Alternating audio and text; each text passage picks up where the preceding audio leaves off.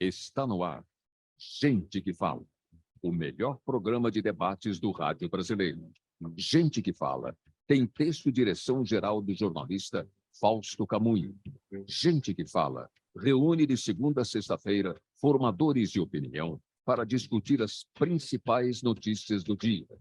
Gente que Fala tem o selo de qualidade APCOM.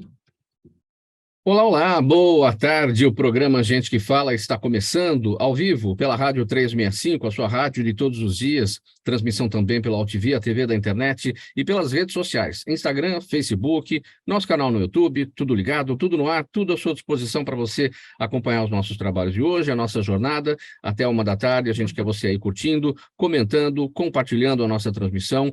Participe também pelo WhatsApp, perguntas aqui para os nossos entrevistados pelo 973350038, 973350038. Até aqui você ficou com o programa É Hora de Esporte, mas a partir de agora é hora de programa Gente que Fala. Eu sou o Mauro Friesman, 12:03. Vamos colocar aqui em campo o nosso time para análise e para o debate dos assuntos de hoje, quarta-feira, sempre por aqui as questões relacionadas com a saúde, com o bem-estar e com o comportamento.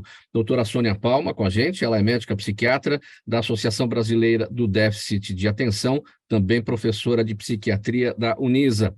Doutora Sônia Palma, bem-vinda, muito obrigado pela presença mais uma vez com a gente. Tudo bem? Seu áudio está fechado, doutora Sônia, pode abrir por gentileza. Obrigada pelo convite, é sempre um prazer estar nesse seu programa e espero que seja um programa, como sempre, maravilhoso. Muito obrigado pela presença, doutora Sônia Palma. Eu apresento também o nosso outro convidado, o doutor Márcio Steinbruch, cirurgião vascular, angiologista do Corpo Clínico do Hospital, do Hospital Israelita Albert Einstein. Tudo bem, doutor Márcio? Bem-vindo mais uma vez com a gente. Muito obrigado, olá para todos, para quem nos assiste, para quem nos ouve e para os nossos amigos aqui da mesa. Na verdade, no meu interior, eu sinto que isso aqui é sempre uma roda de amigos, é sempre um prazer estar com vocês. A gente se sente à vontade para falar à vontade, ou seja, nós somos gente que fala.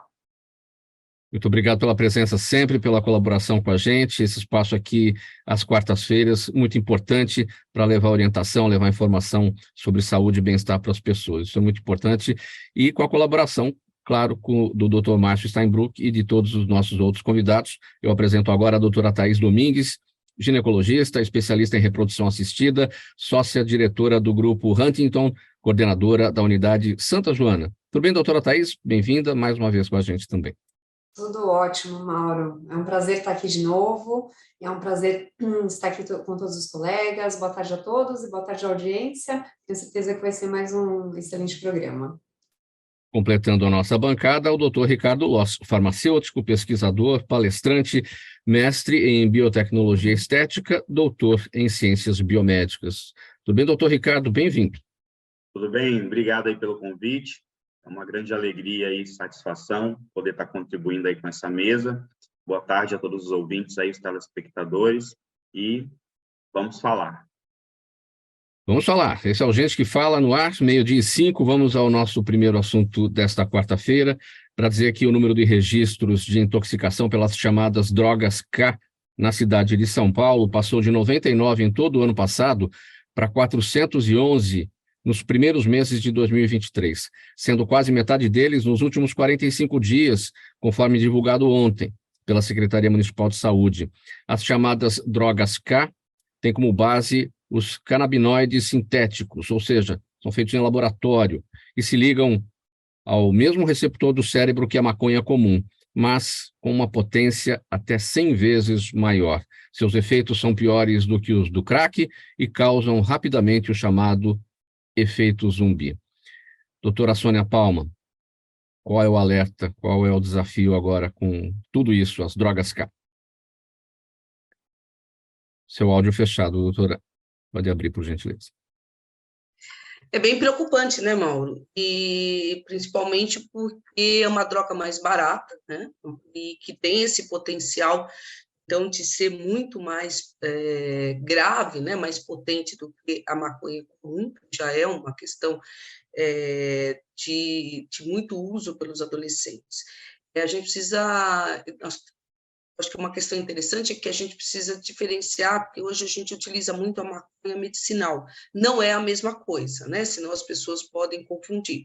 Isso é feito em laboratório, não é nem chamado de maconha sintética, ela é totalmente feita em laboratório, tem várias apresentações, né? A K2, K4, K9, vai dependendo aí da forma como ela é administrada. De novo, as questões de políticas públicas, né? Que possam fazer a prevenção deste uso, né, na população, né? Então, e questão da conscientização mesmo, né? São dois pontos. Questão de saúde pública, é preciso política para isso, conscientização em relação aos riscos, aos perigos dessa droga, e a parte policial, né? Repressão também. Não é, doutora Sônia? Sim. A questão da vigilância policial, até porque se sabe onde esses locais, onde vendem, né? Então, seria uma ação mais efetiva da polícia em cima desses locais conhecidos, né? Meio que desmantelar um pouco essa produção, porque isso é feito em laboratório, tem laboratórios clandestinos que estão sendo utilizados para fabricar, né? A questão da distribuição, mas principalmente a conscientização, o esclarecimento dos jovens em geral, que são a idade que mais se utiliza, né, é o início, né, na adolescência, início da adolescência, que mais se utilizam de drogas ilícitas, né, lícitas e ilícitas, mas nesse caso, ilícita. Quais são os efeitos sobre os usuários das drogas K? Tem K2, K4, K9, que é tudo a mesma coisa, na verdade, É só a essas... distribuição que ela é Consome a diferente, né? droga. A forma de... então, na verdade, primeiro, eu acho que a mais importante que eu acho é que é uma droga que vai abrindo portas para outras drogas, né? Como ela rapidamente ela ocupa todos os receptores, né? Os chamados CBD, e vai criando, então, uma dependência muito grande, né? Com todos os efeitos deletérios. Os adolescentes acham que maconha é uma planta natural, né? Que pode fumar e tudo, mas tem um impacto cerebral, na memória, na anedonia, que é a falta de prazer, nos riscos para a saúde que tem, porque, na verdade, você não sabe exatamente o que tem nesses compostos, né? Se ele é sintético, pode se misturar muitas coisas, né? Nessas drogas. E a rápida, né, dependência dessa droga nova e sintética. Eu destaquei aqui, não é, doutora Sônia, os dados da Secretaria Municipal de Saúde, 411 casos de intoxicação pelas chamadas drogas K na cidade de São Paulo, só nos primeiros meses de 2023. É um apelo dessa droga em relação, especialmente, com o público mais jovem, o público adolescente. O papel dos pais. Então, o papel dos pais na verdade, os pais, com essa questão, né, de uma liberdade maior das relações parentais, eles perderam um pouco a questão de fiscalização, entre aspas, né? Acompanhar o que seus filhos estão fazendo, olhar, às vezes, de vez em quando, está um perdido na mochila para ver se encontra alguma coisa, né? Acompanhar um pouco quem são os amigos dos seus filhos, aonde eles vão. Realmente, quando eles saem à noite, eles dizem que está na casa do amigo, mas será que está mesmo? Monitorar, quanto menor for, mais é importante monitorar as redes sociais, né?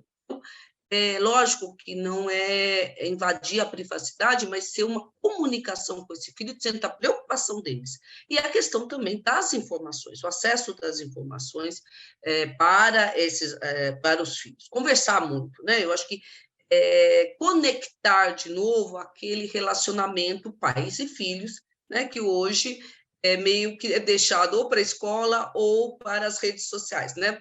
A gente até brinca que às vezes quem educa é o TikTok, né? Então, isso é uma questão complicada. Então, os pais precisam assumir, principalmente frente a essa questão, que é uma questão de saúde pública, né? Nós temos outros médicos aqui, uma questão de saúde pública, tá? Náusea, vômito, pode dar intoxicação, que pode ser até, dependendo se a pessoa tem alguma questão, pode até levar a uma hospitalização. Então, os pais precisam, não é só nessa questão, mas eu vejo como um todo, reconectar a conversa, o diálogo, né, a franqueza com os filhos, principalmente os adolescentes. Vamos ouvir também o doutor Márcio Steinbruch, um outro olhar médico aqui sobre os efeitos desta droga para os usuários. A sua avaliação, doutor Márcio? Bom, eu tenho algumas opiniões formadas. Eu não vou entrar no mérito da forma farmacêutica, né, da ação dela no organismo. Eu acho que a doutora, que é psiquiatra, ela sabe muito melhor que a gente. Agora, é uma droga barata, bem mais barata, é uma droga que tem uma potência muito mais alta do que a maconha, só que ela é vendida como maconha sintética no mercado de drogas. E ela é, vamos dizer assim, mascarada. Quem vende passa a impressão de que ela não é tão perigosa, que ela é tranquila e etc. Com relação aos efeitos, como já foram descritos, a gente, apesar de que isso não é tão divulgado, mas a gente tem notícias através de grupos e outras coisas mais do número de mortes que tem aparecido com relação à droga. Agora, quando a gente fala em drogas baratas, drogas que estão se espalhando assim, a gente lembra muito da Cracolândia. E a Cracolândia é um grupo que é migratório. Eles são nômades. Toda hora eles são expulsos de uma região e acabam se aglomerando em outras regiões. Eu não acho que a resolução da Cracolândia ou desses aglomerados de viciados, eu não acho que isso seja da alçada da polícia. A polícia não está aqui para debelar e cuidar dos viciados. Obviamente tem que correr atrás dos traficantes, mas isso, como disse a doutora, é uma questão de saúde pública. E nós devemos isso daqui a uma lei que foi feita há tempos atrás, não muito remotos, uma lei que diz que qualquer cidadão é dono de suas faculdades mentais. Ou seja, eu pego um zumbi que está lá na Cracolândia e quero interná-lo. Não posso porque ele não consente. Às vezes ele nem tem cabeça para decidir. Então, uma das formas, na minha opinião, e não querendo entrar no mérito de direitos humanos, ou seja lá o que for, mas uma das coisas que eu acho que teria que ter é a internação compulsória desses pacientes. Não é guardá-los numa caixa, não é simplesmente tirá-los da rua, mas aí sim, que a saúde pública, que o Estado tome conta do tratamento desses indivíduos, e que eles vão para locais especializados e que, de fato, recebam um tratamento digno, não só médico, mas também social. É sabido, e eu tenho conhecimento, que muitos desses moradores de rua que vivem na Cracolândia são oriundos de famílias com posse e famílias diferenciadas que, infelizmente, não aguentavam mais a situação e eles acabam fugindo de casa. Existem profissionais bons e uma série de pessoas que foram deterioradas pela droga. Estes se beneficiariam muito se fossem internados compulsoriamente, mas, obviamente, um tratamento sério. Então, eu acho que essa lei tem que ser mudada. Que eu saiba, o atual governador de São Paulo está fomentando uma lei estadual que vai tentar interceder nisso, né, e, de alguma forma, mudar o entendimento da lei federal. Quem sabe isso pode ser uma grande ajuda. Vamos torcer. Doutora Thaís Domingues, sua percepção sobre esta nova problemática, as drogas K. Eu vou levar um pouquinho, Mauro, para o meu lado, né, da fertilidade, assim, acho que já foi super bem falado pelos dois em relação a essa parte social, parte de saúde como um todo, e uma coisa que muitos usuários não se atentam é que isso também impacta a fertilidade, então não é só a saúde plena do organismo, é a saúde em relação à fertilidade.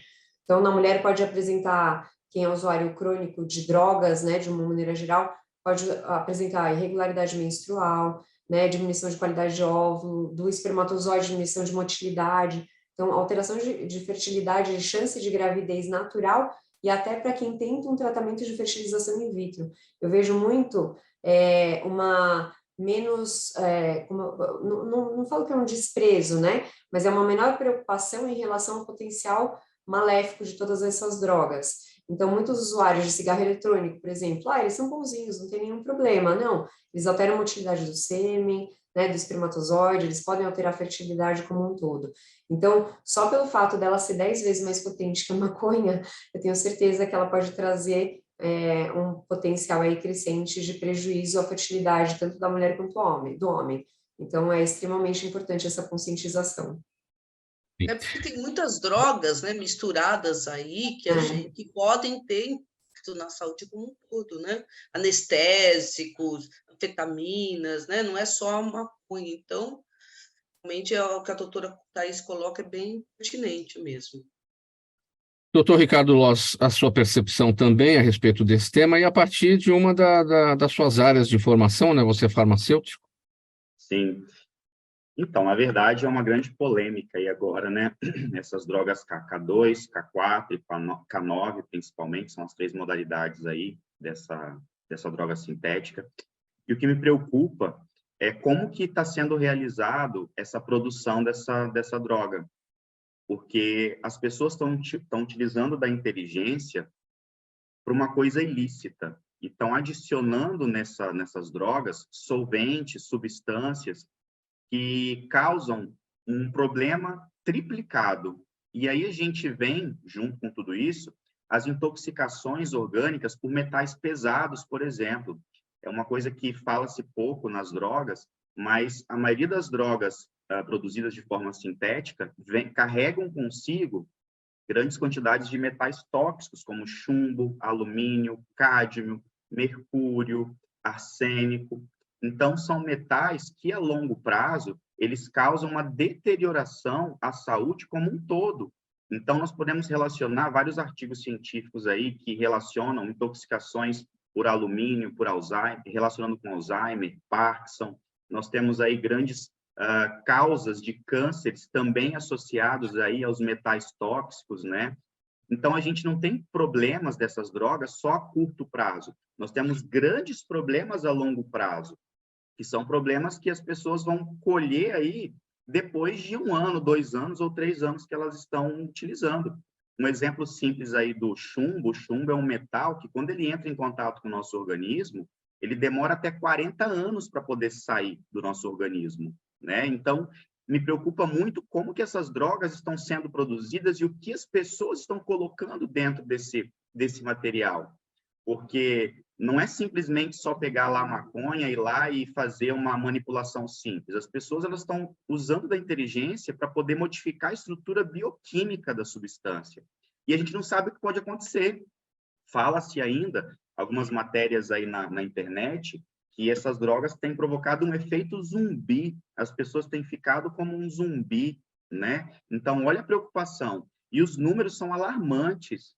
No ano passado, a cidade de São Paulo registrou de 90 a 99 casos. Esse ano, nós nem finalizamos o ano e já tem quase 500 casos registrados. Então, olha como que está aumentando exponencialmente, né? Então, é um problema de saúde pública, é um problema de políticas públicas, porque nós temos que entender o porquê que as pessoas estão procurando esse caminho, né? Aí vem as questões sociais, né? Que depois os meus colegas começaram a falar e podem auxiliar mais nessas questões. O porquê que a pessoa vai procurar droga, né? Que são assuntos aí que já vêm sendo discutidos não só da droga K, né? Mas de todas as drogas de uma forma geral. Por que a pessoa procura essa sensação de bem-estar e de prazer, né? Mas, enfim, é um grande problema que, quimicamente falando, nós não sabemos o que pode acontecer a longo prazo. A curto prazo, a gente sabe dos efeitos que são mais comuns, como a sensação de, né, a pessoa está utilizando, tem sensação de prazer, mas depois ela tem problemas que são de curto prazo, ansiedade, depressão, angústia, alguns casos até de erupções cutâneas. Então, infelizmente, nós não sabemos o que pode acontecer a longo prazo com o uso dessas drogas sintéticas, porque, como o próprio nome fala, é produzido laboratorialmente. Então, não vem com uma bula aí, não vem com uma composição, você não sabe o que você está ingerindo. Então, infelizmente, nós não sabemos quais serão as cenas dos próximos capítulos. 12h21, programa Gente que Fala, edição de quarta-feira, com os assuntos da saúde, do bem-estar e do comportamento por aqui, Rádio 365, sua rádio de todos os dias, transmissão também pelo Altivia, TV da internet e redes sociais, Instagram, Facebook e o nosso canal no YouTube. Vamos passar para outro tema agora. Embora cada ataque trágico ocorrido numa escola tenha por trás uma história e um perfil específicos do agressor, há sempre uma série de fatores comuns entre eles. Uma reportagem do Estadão, especialistas listaram 5 deles: o avanço da intolerância e valorização da cultura da violência, o crescimento e a radicalização de grupos de ódio na internet, o distanciamento nas relações e enfraquecimento do afeto, a piora da saúde mental da sociedade e a importância do efeito contágio. A gente está tratando desse tema na esteira do que aconteceu essa semana, na segunda-feira, mais exatamente, lá em Cambé. E só para atualizar aqui, o autor daquele atentado lá de Cambé, na segunda-feira, que deixou os 2 adolescentes mortos dentro da Escola Estadual Professora Helena Collodi, lá no Paraná, foi encontrado morto na cadeia, dentro da prisão essa noite, lá na Casa de Custódia de Londrina. A polícia investiga a causa da morte dele. Só para fazer essa atualização por aqui. Doutora Sônia, por que esses casos se repetem, esses ataques trágicos nas escolas? Seu áudio fechado, doutora. Eu fecho para não atrapalhar os colegas, mas e aí eu acabo esquecendo. Na verdade, isso é uma questão muito complexa. A violência é uma questão muito complexa, né? Ela é multifatorial. Então, eu acho que passa até por questões que o doutor Ricardo até colocou, de questões sociais, o doutor Márcio também colocou. Ou seja, nós estamos vivendo uma época, né, em que existe, né, como você colocou, um distanciamento, né, das relações, esses pais muitas vezes não monitoram esses seus filhos. Existe uma questão de que a gente chama de copycat, né? Quer dizer, é uma imitação, é uma cópia, principalmente dos ataques americanos, né? Nos Estados Unidos, desde 1940, eles são muito frequentes. No Brasil, nos últimos 20 anos, nós tivemos 25 ataques, sendo que os últimos são mais, a maioria nesses último ano, se concentraram o maior número de ataques, mostrando, então, existe essa questão que precisa ser vista pela escola, porque o que acontece? A escola existe bullying, existe cyberbullying, existem conflitos que muitas vezes a escola não consegue mediar. Então, muitas vezes, o que as pessoas os estudiosos estão colocando, isso vai criando tensões que podem, né, em algum momento, desencadear numa pessoa que está no sofrimento ou que está muito envergonhado por tudo que ele sofreu, e pode, num momento, planejar esta violência contra a escola, né? Então, contra os alunos, contra pessoas. Na verdade, não tem nenhuma ligação. Por exemplo, esses 2 que morreram nem eram conhecidos da pessoa, do rapaz que entrou e tirou aleatoriamente. E ele alegou, né, para a polícia que ele sofreu algum tipo de bullying na escola, ele é um ex-aluno, né? Aliás, quem mais comete são ex-alunos e alunos. E a maioria deles alegam que teve algum conflito na escola, algum problema dentro da escola. Para isso, toda essa mídia, né, que a gente tem, né, essa questão americana, tem a questão também do quanto que as pessoas hoje não estão conseguindo lidar, né, com as suas frustrações, né, com as suas questões pessoais.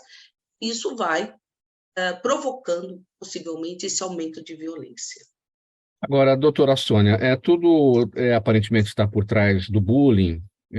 As antigas gerações, nós, na escola, nós passamos por esse tipo de situação também. O nome não era esse, mas o objetivo, né, dos colegas com a zoação, digamos assim, vamos falar uma coisa mais popular na gíria, é o mesmo de hoje em dia.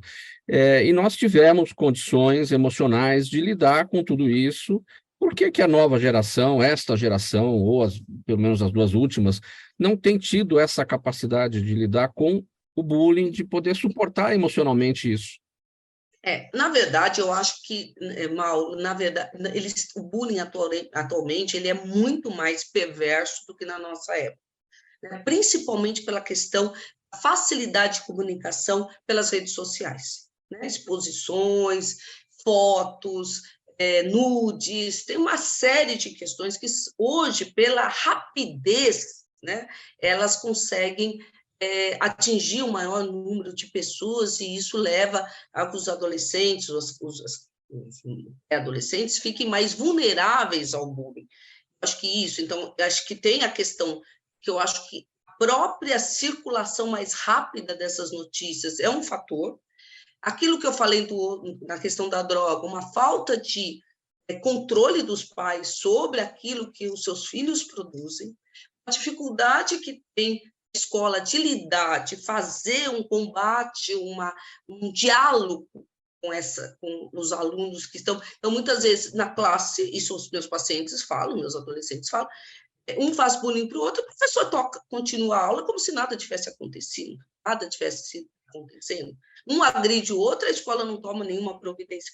Então, eu acho que precisa, né, tanto os pais precisam ser chamados e poderem ser, de alguma maneira, responsabilizados pelas atitudes desses seus filhos, a escola podia mediar essa questão da violência. Fala muito em mediação hoje, né, que é justamente poder trazer a discussão.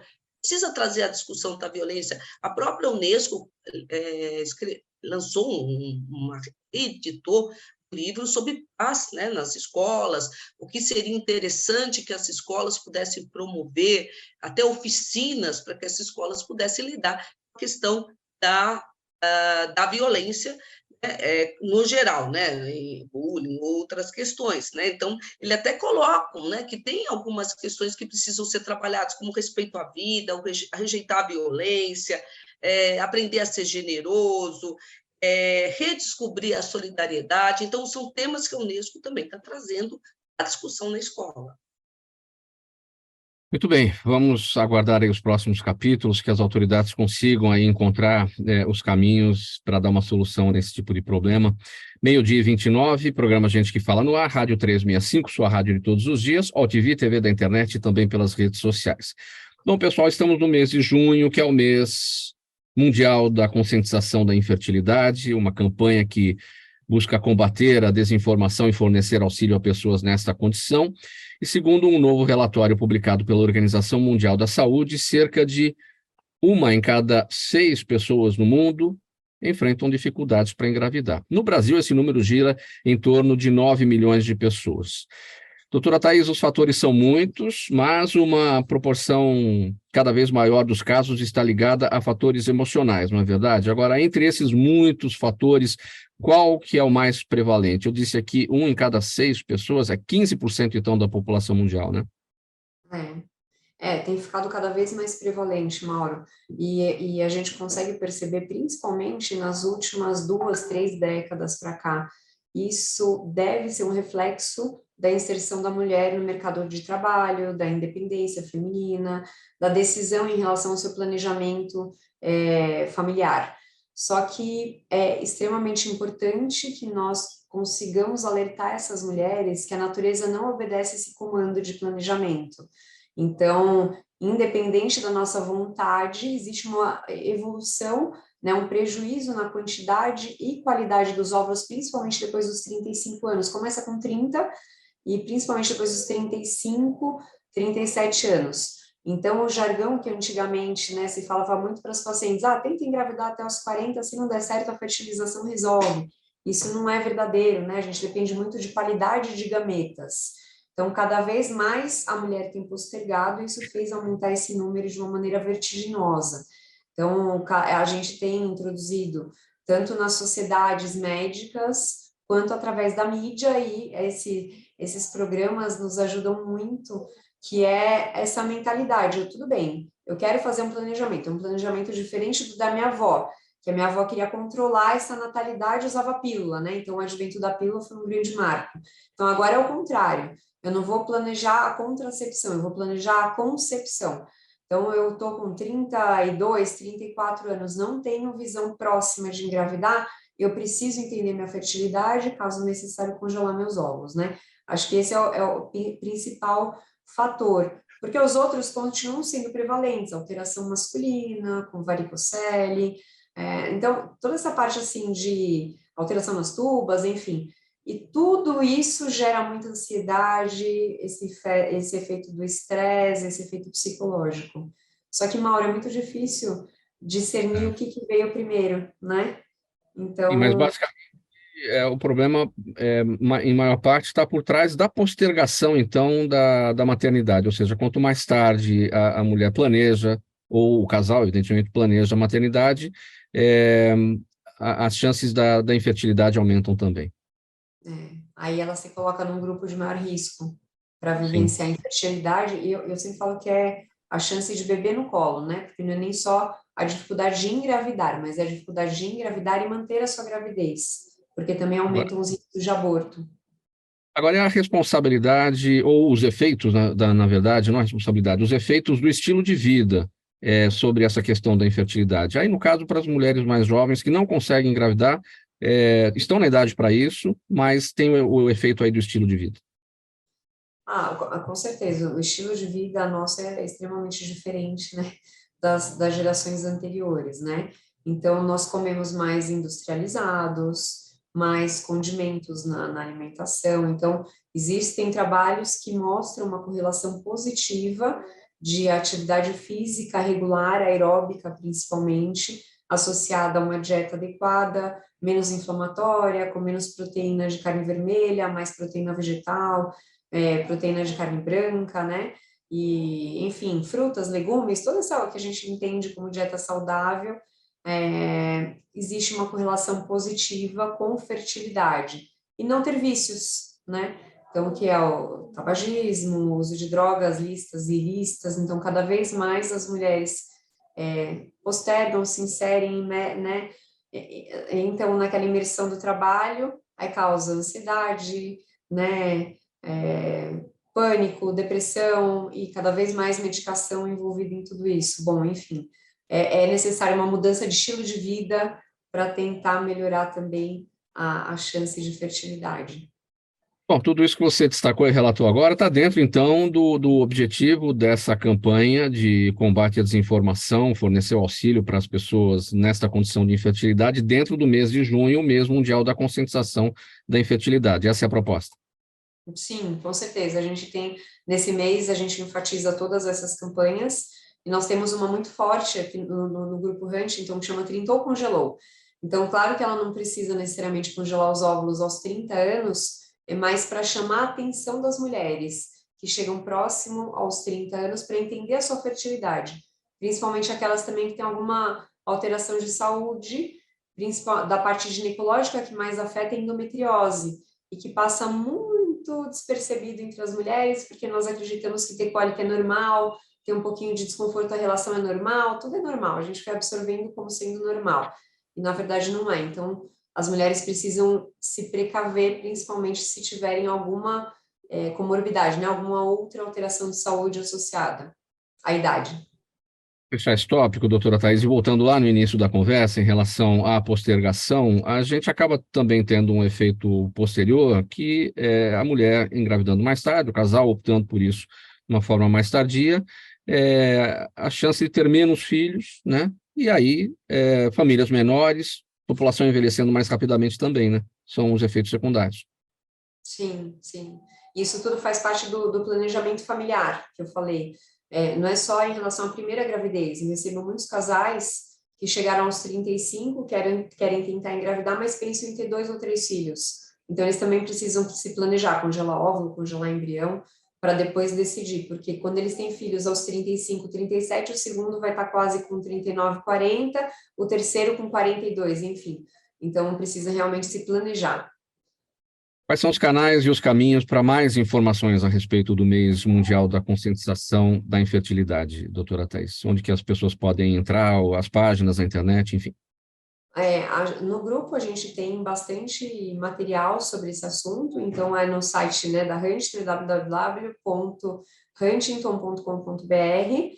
No meu Instagram e no Instagram da Huntington a gente tem bastante coisa. O meu é o @ThaisDominguesCuri, então é fácil de encontrar. E na Sociedade Brasileira de Reprodução Assistida também, que é o Movimento da Fertilidade. Então lá tem bastante material em relação a esse e outros assuntos.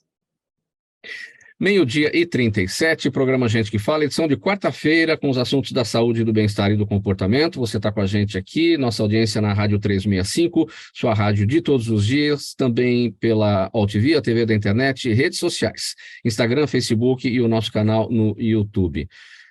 Começou, minha gente, 37h40 minutos, Dr. Márcio Steinbruch. Faz 40 minutos que começou o inverno, exatamente 11h57 da manhã, e a atenção à saúde deve ser redobrada, pois as baixas temperaturas influenciam diretamente o sistema vascular, pois na tentativa de manter o corpo aquecido, os vasos sanguíneos se contraem. A consequência dessa vasoconstrição é que o sangue tem mais dificuldade para circular e chegar às partes extremas do corpo, como as pernas e os pés também. A baixa irrigação pode acarretar inchaço nas pernas, aumento da incidência de cãibras, aparição de varizes e até infartos do miocárdio e acidentes vasculares cerebrais. Desculpe. A nota aqui está completíssima, eu nem sei o que te perguntar, doutor Márcio. O Pedro Esquiavão aqui, ele caprichou tanto nas informações que eu vou deixar agora por sua conta. Então eu vou falar de reprodução assistida, pode ser? Você vê, antes de eu falar sobre isso daqui, como é engraçada a vida da gente, né? A doutora Thaís falou que anticoncepcional, pílula, a avó dela usava. A minha avó usava a ducha pós-coito. Exagerei, minha mãe usava, exagerei, porque foi na década de 50. Década de 50, vai, minha avó também já usava. Não, fica tranquila, porque você tem a idade da minha filha, então eu sei muito bem. Se eu não me engano, o anticoncepcional começou por volta da década de 60, uma coisa assim. Então, realmente, Final da faz década de parte... 50. 50, desculpa. Não é 50, 66? Logo aí. Então, isso faz parte realmente de uma geração que veio do fim dos anos 30, começo de 40.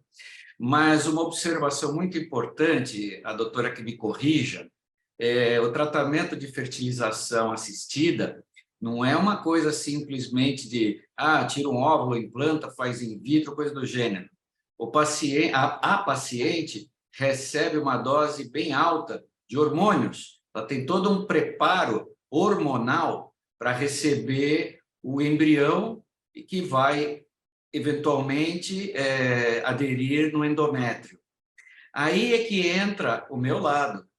Então, a fertilização assistida é uma grande fornecedora de pacientes para mim, porque essas doses altas hormonais, elas são vasodilatadoras, então elas mexem muito com as veias. Então, pacientes que já têm previamente varizes, acabam piorando um pouco essas varizes, e aí acabam procurando cirurgião vascular. Mas viva a ciência, né, por conta de tudo isso que vem surgindo para ajudar o ser humano. Desculpa que eu não falei ainda da minha área, mas é que quando a doutora Thaís estava falando, me veio muita coisa à cabeça que eu acho que é curiosidade interessante para a audiência. Muito bom, mas os problemas circulatórios que aumentam no inverno, aumento de pressão arterial por conta da vasoconstrição, tudo isso, né? Sim. Não. Então, vamos lá. Então, vamos falar sobre a circulação no inverno. Não vou falar mais sobre fertilização assistida. O inverno, como já está tudo escrito aqui, não vou me repetir, o nosso sistema vascular, ele funciona como um radiador de carro. Ele, na verdade, ele promove troca de temperatura, troca de calor com o meio ambiente. Então, quando você está num ambiente quente, para que você não receba muito calor, porque a temperatura humana é uma temperatura constante, nós somos animais homeotérmicos, ou seja, a mesma temperatura. Então, nós temos o nosso radiador, né, os vasos sanguíneos, principalmente os arteriais, eles se dilatam na superfície da pele para deixar com que a gente perca um pouco de calor e equilibre com o meio ambiente. Já ao contrário, quando nós estamos num ambiente mais frio, né, onde nós podemos perder muito calor, então esses vasos se fecham para que a gente não esfrie e mantenha essa temperatura dentro da gente. Indivíduos que são mais friorentos, né, que eu brinco, eles têm uma sensibilidade maior ao frio, portanto, eles têm uma constricção, né, um estreitamento desses vasos maior, por isso, geralmente, eles têm extremidades mais frias, as mãos frias, os pés frios e o nariz, né? E muitas vezes fica um pouquinho arroxeado, ou na perna aparecem verdadeiras teias, ou como se fossem redes, né, arroxeadas, e o paciente sai correndo desesperado que tem algum problema vascular, quando isso, na verdade, é uma reação do organismo. Tá? Eu queria fazer... O Pedro foi sensacional no texto, mas eu queria fazer 2 correções nesse texto, porque as baixas temperaturas elas atacam mais as artérias e não as veias. Então, inchaço nas pernas com um estreitamento arterial é muito raro, pode ocorrer por questões posturais, por dor, mas em pacientes que já tenham doenças arteriais prévias. E a aparição de varizes também não. A aparição de varizes, as varizes são doenças venosas, né, de veias, e que aparecem muito pela ação da gravidade no sangue que vem das pernas. Então, indivíduos que ficam muito em pé, ou mesmo sentados, ou por ação hormonal com dilatação das veias, isso pode acarretar a dilatação de veias e, posteriormente, os sintomas e sinais de varizes. Então, varizes já são problemas vasculares que pioram no calor, porque a predominância de problemas venosos, as doenças venosas basicamente são dilatações, e nas artérias é o estreitamento. Então, no frio, com estreitamento, nós podemos ter o agravamento das doenças arteriais. O indivíduo que tem artéria normal dificilmente terá alguma manifestação maior do que uma extremidade mais fria, eventualmente cãibras, porque aí a circulação não consegue lavar as substâncias que a musculatura consegue liberar, né? Quer dizer, a musculatura, quando usa a glicose, ela produz depois substâncias que são resíduos, e essas substâncias, quando se acumulam e não são lavadas pela circulação, elas podem dar as cãibras, né?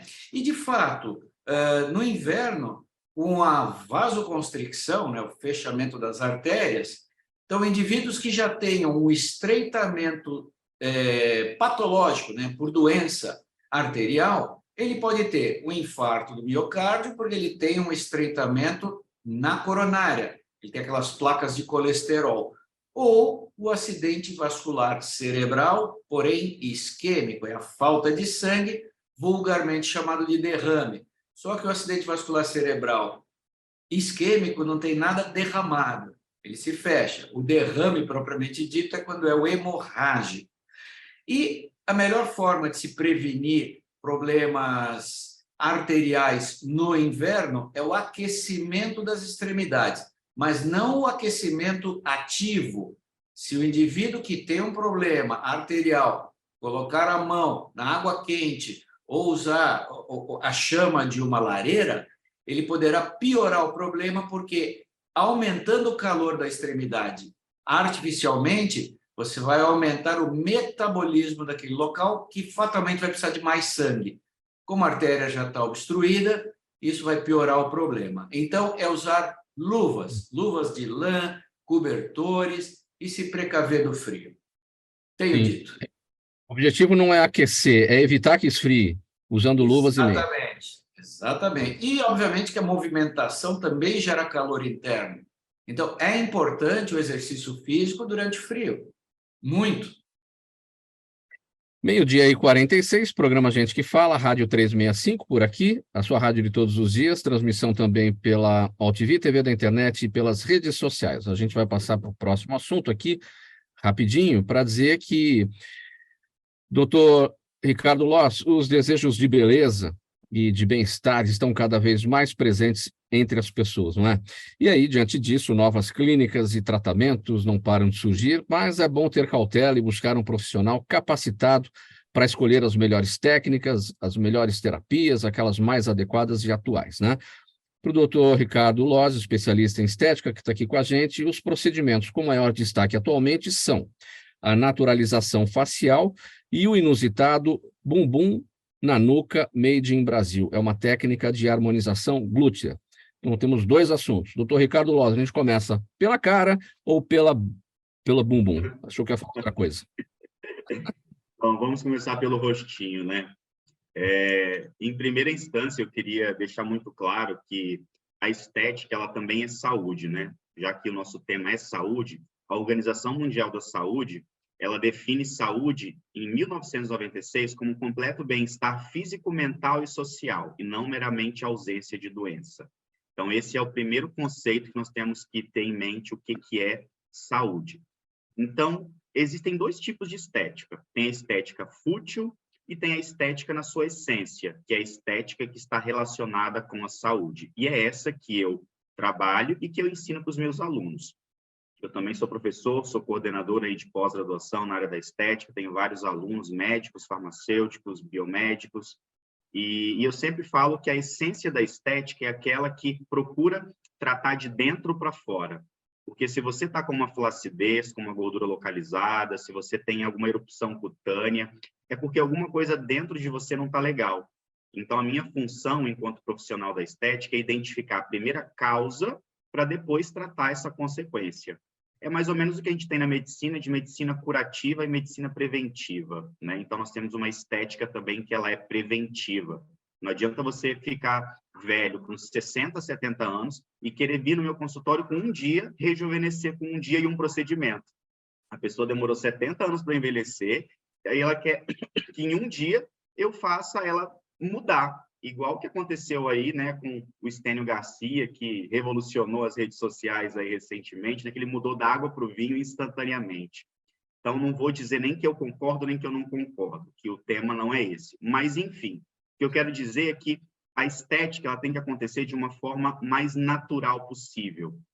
Fala-se muito hoje de harmonização facial. A harmonização facial é uma padronização facial. O rostinho de todo mundo está ficando padrão. E aí as pessoas estão começando a ficar com receio de procurar clínicas de estética porque estão com receio de ficar com o rosto tudo padronizado, tudo quadrado, com o rosto artificial.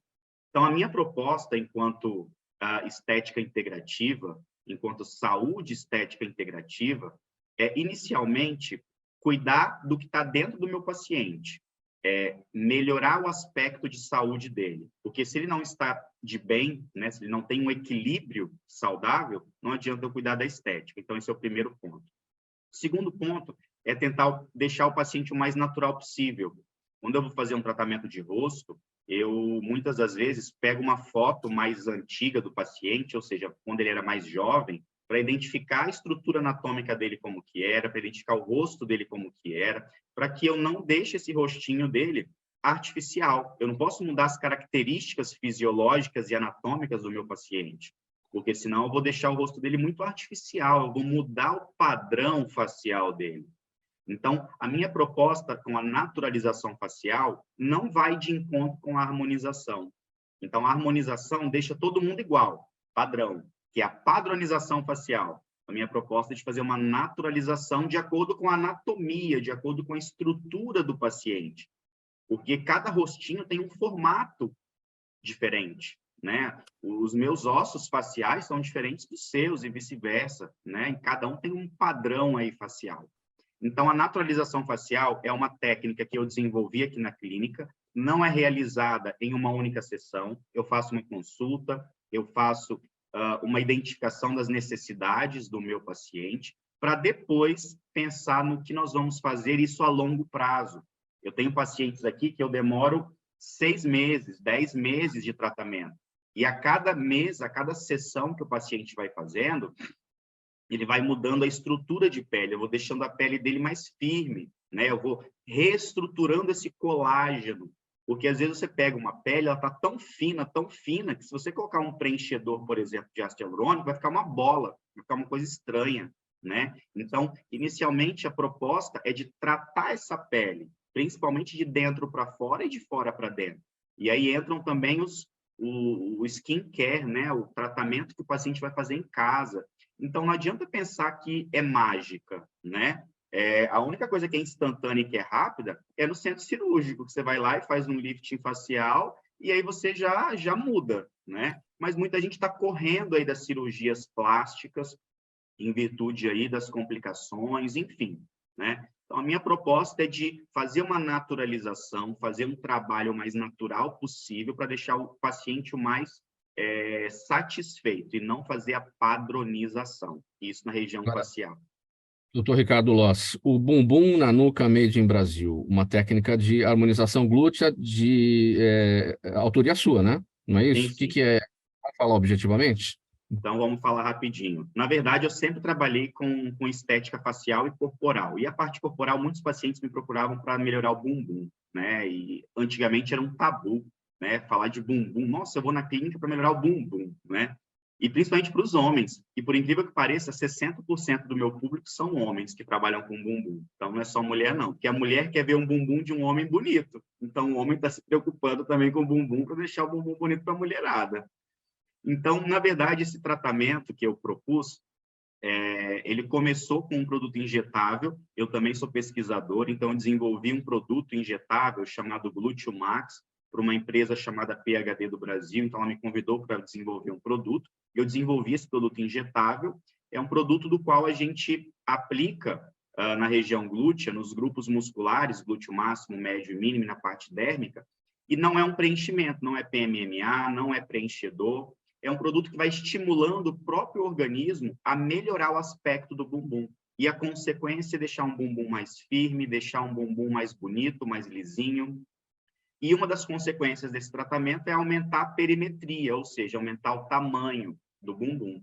Então, esse tratamento que eu propus aqui, que se chama Programa de Tratamento do Bumbum na Nuca Made in Brasil, ele está incluso esse injetável e uma série de outras técnicas com equipamentos que eu faço aqui na clínica, que não é uma única sessão, né? Nós temos bioestimuladores também, depende de cada bumbum, tem que fazer uma consulta para poder identificar como está esse bumbum e criar esse programa de tratamento.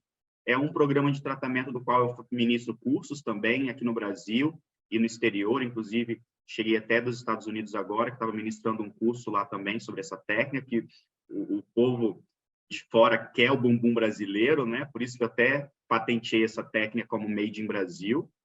Então, graças a Deus, a gente tem deixado o bumbum aí, tanto de homem quanto de mulher, lá na nuca. E, com certeza, deixando mais bonito, mais natural, tirando a celulite, que é o problema das mulheres também. Então, essa que é a nossa proposta com esse programa de tratamento. Legal, gente. Olha, 6 minutos para 1 da tarde agora. Eu já tenho as perguntas da audiência por aqui. Brevidade a todos vocês para as respostas, para a gente poder cumprir aqui com todos, tá? O doutor Ricardo está falando, então eu continuo com você, doutor Ricardo. Pergunta, olha só, você falou que os homens estão interessados. João Carlos Lopes no Facebook quer saber como evitar o exagero na hora dos procedimentos estéticos. Bem rapidinho, como evitar doutor. O que eu entendi. Exagero na hora dos procedimentos estéticos. Então, o exagero, ele, na verdade, vai muito do profissional. Então, não adianta eu chegar na clínica, o cliente chegar na clínica e falar, olha, eu quero uma boca com 4 ml de ácido hialurônico. Eu, profissional, não vou fazer, né? Então, o bom senso, ele está no profissional. Então, é o profissional que tem que avaliar qual que é o limite para aquela estrutura corpórea, para aquela estrutura facial, né? Por exemplo, eu estou todo inchado aqui hoje, não sei se vocês estão percebendo, porque eu fiz uns procedimentos ontem, então estou todo inchado. Meu rostinho não é assim, tá, gente? Então, depende muito de cada cliente tem um padrão e é o profissional que vai avaliar. Certo.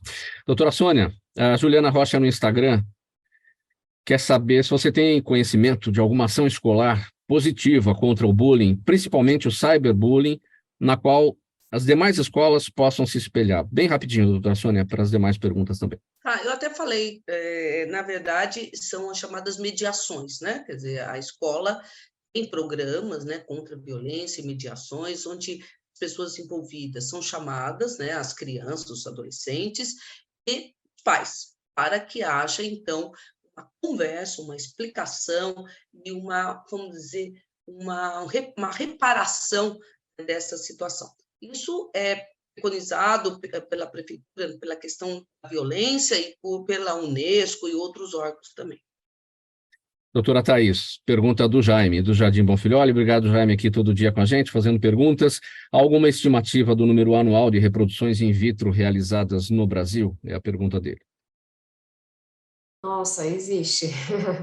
Não tenho esse dado aqui para te falar, depois eu posso até repassar para o Mauro, mas deve ser algo em torno de 7, 8 mil, alguma coisa nesse sentido, todos os anos. No Brasil só, não na rede latino, porque a gente tem dados da rede latino-americana. O grande problema é que nós temos vários centros no Brasil e nem todos reportam os seus dados. Então, talvez seja um pouco subestimado isso. E a pergunta aqui para o Dr. Márcio Steinbruch: como saber quando as dores nas mãos têm origem vascular? Quem quer saber é a Marina Gouveia, ela está com a gente no YouTube. Dr. Márcio, bem rapidinho também. Bom, geralmente dor nas mãos, muito raramente é vascular. A pessoa só vai ter dor na mão se houver uma obstrução arterial. Aí sim a mão pode até evoluir para uma gangrena, mas é raríssimo. Raríssimo. Os braços dificilmente dão dor vascular. Então, esquece. Pode ser ortopédica, neurológica, muscular, né? Ortopédica pode ser artrose, uma série de coisas, mas vascular, muito raro. Nem o formigamento também é de origem vascular. Vamos para as despedidas de cada um. Nosso tempo já está quase no final. Doutor Márcio está com a palavra. 5 segundos, sua despedida e seus canais, doutor Márcio. Eu agradeço muito o convite, é sempre um prazer estar com vocês, fazendo novos amigos e vendo os antigos. Quaisquer dúvidas que tiverem, eu estou no @livredevarizes no Instagram e meu site é o www.livredevarizes.com.br. Doutora Thaís, sua despedida e seus canais, bem rapidinho também. Tá bom, é um prazer de novo estar por aqui. Mauro, foi um prazer estar com todos vocês aqui. E como eu tinha falado, também o meu canal mais fácil é o do Instagram, é @ThaísDominguesCuri, e qualquer dúvida pode mandar um direct para mim. Doutora Sônia Palma, suas despedidas, seus canais também, bem rapidinho. Muito obrigada pelo convite mais uma vez, obrigada pela participação, né, junto com esses meus colegas, e o meu Instagram é soniapalma.psiquiatra. E o doutor Ricardo Loss encerra sua despedida e seus canais. Gratidão aí por todos. Bom, podem me encontrar no meu Instagram, @Instituto Ricardo Loss, ou no meu site, www.ricardoloss.com. Loss, L-O-S-S, 2 S. Muito obrigado pela presença de vocês todos, em nome da equipe do programa Gente que Fala, nesse bate-papo, nessa conversa de quarta-feira, sempre com os assuntos da saúde, do bem-estar e do comportamento. Participaram com a gente hoje doutora Sônia Palma, médica psiquiatra da Associação Brasileira do Déficit de Atenção e professora de psiquiatria da Unisa, doutor Márcio Steinbruch, cirurgião vascular, angiologista do Corpo Clínico do Hospital Israelita Albert Einstein, doutora Thaís Domingues, ginecologista, especialista em reprodução assistida, sócia-diretora do Grupo Huntington, coordenadora da Unidade Santa Joana, e o doutor Ricardo Loss, farmacêutico, pesquisador, palestrante, mestre em biotecnologia estética, doutor em ciências biomédicas. Programa Gente que Fala, por aqui, sempre realização da ABCOM. Apresentação minha, Mauro Friesman, pauta e redação do Pedro Schiavon, Zenilda Salvato, nossa diretora de produção, o jornalista Fausto Camunha, nosso diretor-geral, e aí você ouvinte, você espectador, sempre a razão da nossa presença aqui todos os dias. Chegando agora na programação da 365, o Lucas Neto com o programa O Melhor para a Melhor Idade. A gente volta a se falar amanhã, a partir do meio-dia ao vivo, aqui pela 365, pela Altivia TV da internet e também pelas redes sociais. 1h em ponto. Bom programa aí, Lucas. Uma boa tarde para todo mundo. Tchau e até amanhã.